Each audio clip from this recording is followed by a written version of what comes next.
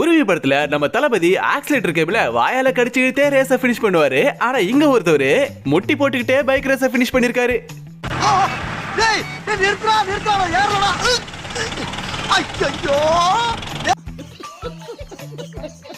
ரோட்ல போற பைக்ல லிஃப்ட் கேட்டு போய் பாத்துருக்கோம். ஆனா ரேஸ்லயே ஒருத்தர் லிஃப்ட் கேட்டு போயிருக்காரு.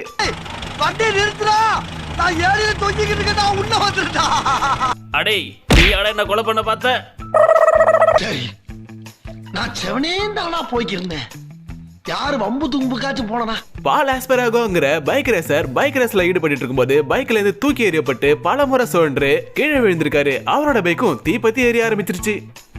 நல்ல வேலையா அவருக்கு இந்த சம்பவத்துல சிறிய அடிகளோட மட்டும் உயிர் பழிச்சிட்டாரு. ஆனா அவரோட பைக் தான் பாவம் தீப்பத்தி எரிஞ்சிருச்சு.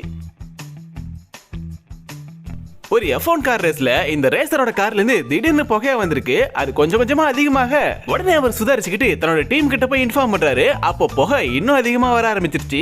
அப்பதான் உங்களுக்கு தெரிய வந்திருக்கு ஏர் பாக்ஸ்ல இருந்து ஃபயர் ஆகி புகை வந்திருக்குன்ட்டு.